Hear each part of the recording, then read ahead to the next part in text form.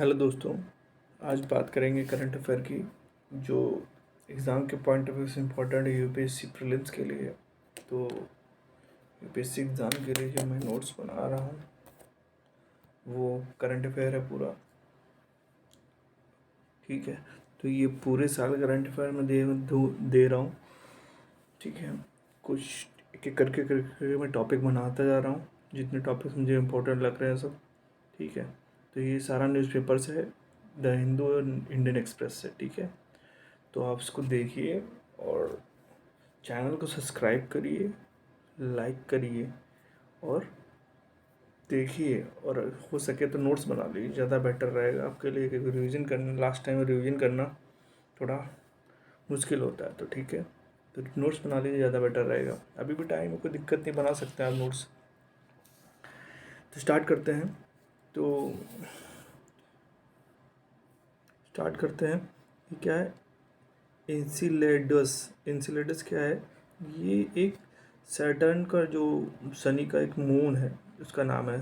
Found in organic molecules पाए गए हैं इस पे, जैसे इथेन और मीथेन और O2। ठीक है, मतलब ऑक्सीजन। ठीक है, तो ये सारी चीज़ें यहाँ पाई गई हैं। ठीक है, तो इसका नाम याद रखना है। ठीक है, एक मिलिट्री बेस बनाए गए हैं, कौन कौन किस किस देशों के मिलिट्री बेस हैं, न्यूज़ में चलता रहता है ये सब चीज़ें। तो पूछ सकता है कभी कि मिलिट्री बेस कहाँ कहाँ, जिबूती में कहाँ, किस किस देश के, जिबूती। ठीक है, ये अफ्रीकन हॉर्न ऑफ अफ्रीका का पार्ट है, हॉर्न ऑफ अफ्रीका पड़ता है इसे, यहाँ जिबूती पड़ता है। ठीक है, अफ्रीकन कंटिनेंट का पार्ट है। तो US, Japan, China and Italy and France, 5 countries जिन्हें मिलिट्री बेस बनाया है कहाँ पे, जिबूती में। ठीक है, आगे देखते हैं। ऐसे ही देखिए, इंपॉर्टेंट रहता है, हर बार कहीं ना कहीं न्यूज़ में रहता है। ये बाब अल मंदेब स्ट्रेट है। बाब अल मंदेब स्ट्रेट है, किसके बीच पड़ती है? Yemen, between Yemen on Arabian sea peninsula, Arabian peninsula के बीच पड़ती है। ठीक है, Djibouti and Eritrea in the horn of Africa, Djibouti और इरिट्रिया भी पड़ता है इसके पार्ट में। ठीक है, जो अल मंदेब, तो यमन कहाँ पड़ता है? अरेबियन पेनिनसुला के पार्ट है। जिबूती और इरिट्रिया का इसका पार्ट है, हॉर्न ऑफ अफ्रीका का। ठीक है, तो ये उसका पास से पड़ता है। स्ट्रेट ऑफ हार्मोज, ये बहुत न्यूज चला है, तो कोई ना कोई आएगा जरूर इसमें से। ये किसकी पड़ती है? Persian gulf and gulf of Oman, इनके बीच ये पड़ती है, पर्शियन। ठीक है, कर्च स्ट्रेट कहाँ है? Kerch Strait between Black Sea and Azov Sea और ब्लैक सी के बीच में कर्च स्ट्रेट पड़ती है। बास्पोरस स्ट्रेट सेपरेट करती है एशियन टर्की को फ्रॉम यूरोपियन टर्की से, एशियन टर्की को यूरोपियन टर्की से अलग करती है। ठीक है, और कनेक्ट करती है किसको? ब्लैक सी को मरमरा सी। तो ये याद रखिए, मरमरा सी को अलग करती है। ठीक है, तो ये सारी चीज़ें जो हैं ये इम्पोर्टेंट है। ठीक है, आगे बात करते हैं। ये देखिए, 2020 के बाद किस किस देश में क्या हो गया है, कू कर दिया गया है अफ्रीकन कंट्री में। तो नाइजर में और गुयाना। ठीक है, नाइजर और गुयाना में, ये माली, बुर्किना फासो। ठीक है, वहाँ हुआ है। गबन में हुआ है, सूडान में हुआ है। ठीक है, लेकिन सेरा लियोन और कॉन्गो में नहीं हुआ है। ठीक है, तो ये 6 कंट्री जिनमें क्या मिलिट्री कू हुआ है। ठीक है, ठीक है, जैसे म्यांमार में मिलिट्री कू हुआ है, लेकिन ये अफ्रीकन कंट्री पूछ रहा है तो ये बता दिया। ठीक है, आगे देख लें, न्यूज़ में रहती है ना तो पूछ लेता है कभी कभी, ऐसे क्वेश्चन बनाते हैं लोग। अब यूपीएससी माइंड सेट यही है तो बनाए, हम भी देखते हैं।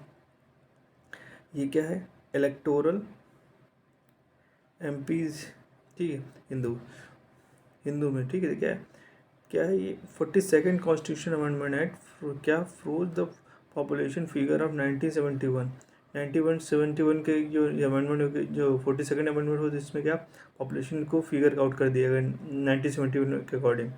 तो एमपी का, यूपी का जो होगा, यूपी का MP represent the around 25.3 lakh people, whereas the Tamil Nadu MP represent around 18.4 lakh people. ठीक है, तो वेरिएशन है ना।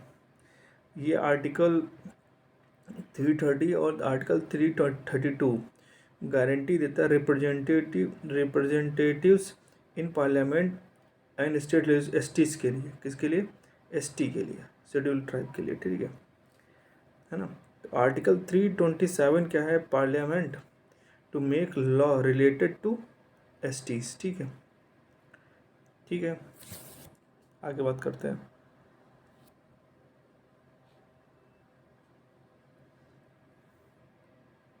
रिलेटेड टू डीलिमिटेशन, ये क्या? पार्लियामेंट में एक लॉ बना सकती है related to delimitation constituencies which can't be question in a court of law. उस पर क्वेश्चन नहीं किया था कोर्ट ऑफ लॉ के through. Election commission parliament law बना देगी तो डीलिमिटेशन का कॉन्स्टिट्यूंसी जो होंगी उस पर क्वेश्चन नहीं किया जा सकता कोर्ट ऑफ लॉ के अकॉर्डिंग, ठीक है।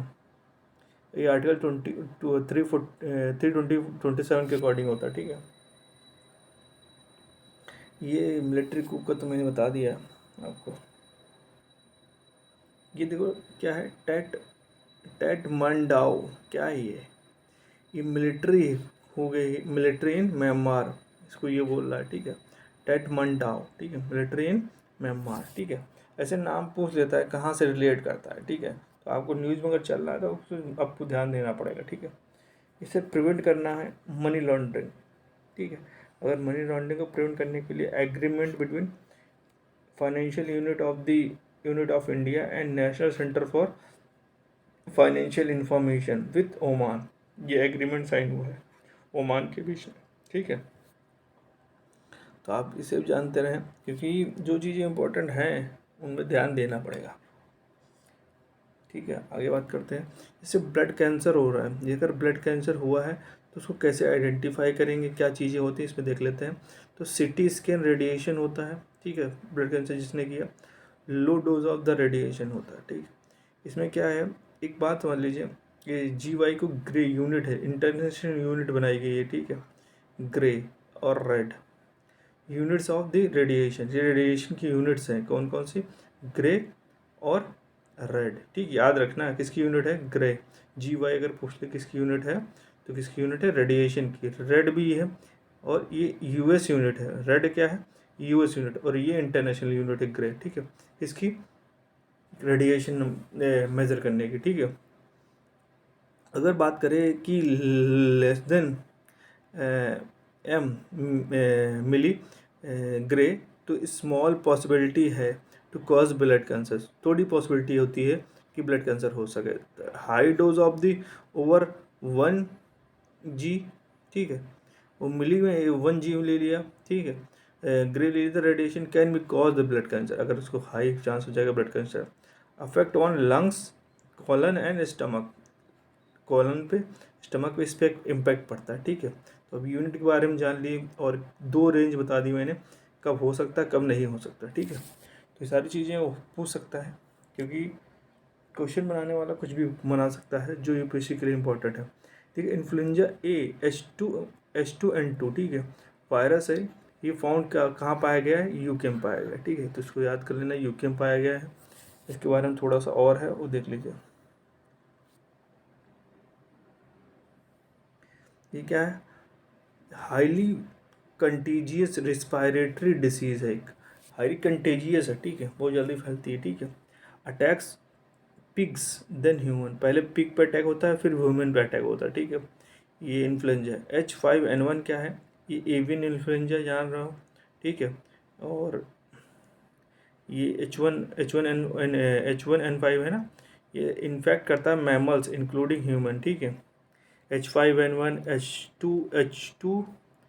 H2N2 है ना, स्वाइन फ्लू होता है जो, है ना, H2N2। आगे देख लेते हैं ये क्या है। पार्लियामेंट के बारे में देख लेते हैं, देखते पार्लियामेंट के बारे में, पार्लियामेंट बिल्डिंग बनाई गई है नहीं, उसके बारे में देख लेते हैं। इसमें 6 द्वार बनाए गए हैं, ठीक, 6 द्वार बनाए गए हैं। इसमें चालुक्य, फर्स्ट पॉइंट है चालुक्यन मधुकेश्वरा टेम्पल एट बनवासी। बनवासी कहाँ है? कर्नाटका में है, ठीक है। इंस्पायर्ड न्यू पार्लियामेंट, इससे इंस्पायर्ड है, ठीक है, नई पार्लियामेंट, ठीक है। तो याद रखना है चालुक्यन मधुकेश्वरा टेम्पल कहाँ है? बनवासी कर्नाटका में। इससे जो नई पार्लियामेंट बनी वो इंस्पायर्ड है। बिगेस्ट अट्रैक्शन क्या है उसमें? बिगेस्ट अट्रैक्शन है फोकोट पेंडुलम। फोको पेंडुलम है। पेंडुलम एक लटका है जो ऐसे लटका है पेंडुलम, वो क्या बीच में मतलब सीलिंग में लटका हुआ है बीच में, तो उसको बहुत बिगेस्ट अट्रैक्शन माना जा रहा है। अश्वद्वार ये इंस्पायर्ड है sculpture of sun temple in Orissa. Orissa में जो सन टेम्पल उससे इंस्पायर्ड है, इसको बोला अश्वद्वार। ठीक। गरुण द्वार देखो क्या है, ये किससे इंस्पायर है? Inspired by sculpture of Nykaa period of 18th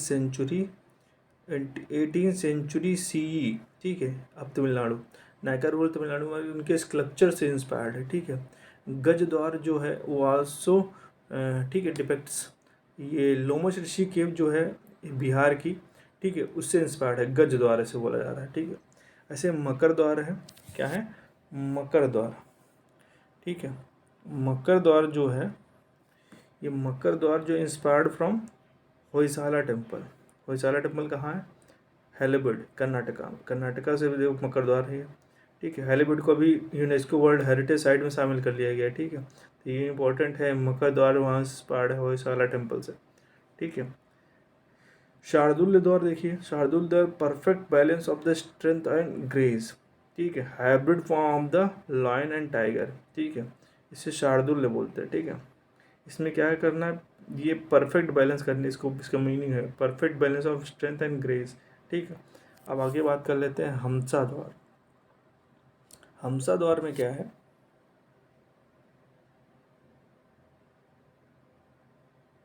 हमसा द्वार, हमसा द्वार इंस्पायर्ड करता है कहाँ से? विजय विट्ठल टेम्पल हम्पी कर्नाटका में। ठीक है, ये इससे इंस्पायर्ड है। ठीक है, याद रखना है सब, द्वार द्वार कहीं से आ सकता है। लोकसभा का जो हाल है वो इंस्पायर्ड है पीकॉक से। ठीक है। राज्यसभा का हाल इंस्पायर्ड है लोटस से। ठीक है, लोटस से, पीकॉक से लोकसभा और राज्यसभा लोटस। ठीक। सेंगोल जो है रिप्रेजेंट करता है चोला डायनेस्टी में। ठीक है। सेंगोल देखो क्या है, सेंगोल एक दंड होता है, है ऐसा होता है सेंगोल, ऐसा कुछ गदा टाइप का, ठीक है, पर देखा नहीं ऐसे ऐसे ऐसा होता है। ठीक है। ये इसको रिप्रेजेंट करता है transfer of power. Transfer of power को ट्रांसफ़र ऑफ पावर को क्या करता है, ये डिनोट करता है। ठीक है। ठीक है। तो इससे पहले ये इलाहाबाद हाई कोर्ट में रखा हुआ था। ठीक है, उसको यहाँ शिफ्ट कर दिया गया। ठीक है। ठीक है।